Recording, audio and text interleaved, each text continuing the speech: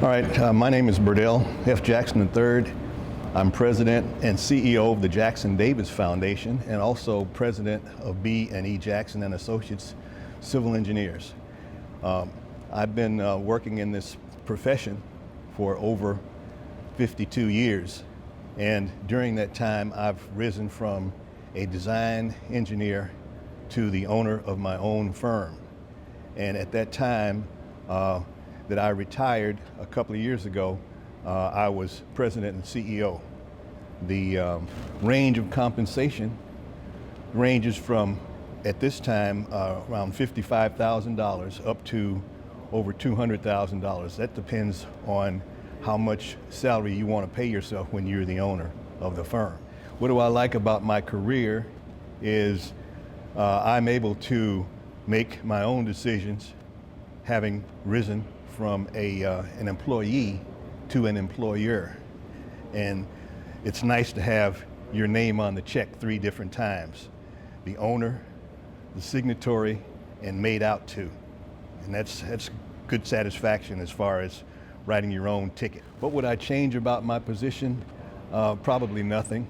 I chose it early in my career, and I've stuck with it, and I enjoy the benefits of being an entrepreneur.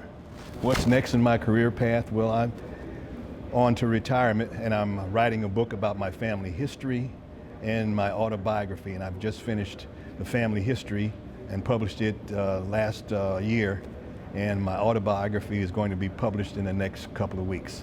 So I will be finishing the second stage of my autobiography from the time I entered college until the time I purchased the firm and started my entrepreneurship endeavor. What in my educational journey prepared me for my career? I was good in art because of the DNA. My mother and my father were both good in art, and I like to draw. And as I progressed through elementary school and high school, I started mechanical drawing, and I was very good at it. I was so good that I was finishing up my assignments early, and asked my instructor to let me bring some of the work home, which he did. And my mother bought me a set of drafting tools and encouraged me to pursue that career. And as I went on through high school, I honed those skills and entered college to be an engineer. And I never wavered as far as wanting to be an engineer. So I was fortunate that I was raised in a good environment so that I could make some decisions. I had family support that told me that I was going to college. It's just a matter of picking the one that I wanted to go to. And I was supported in that endeavor.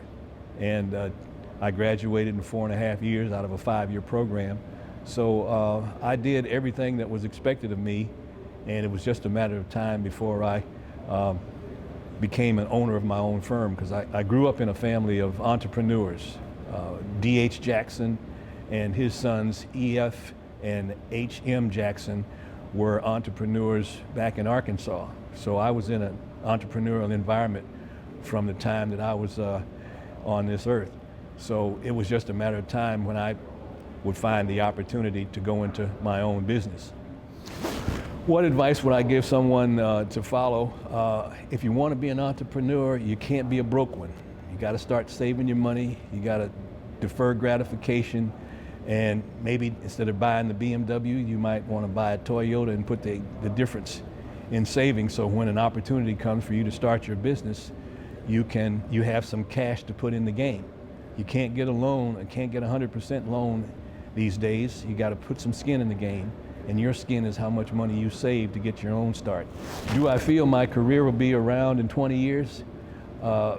Civil engineers deal with infrastructure.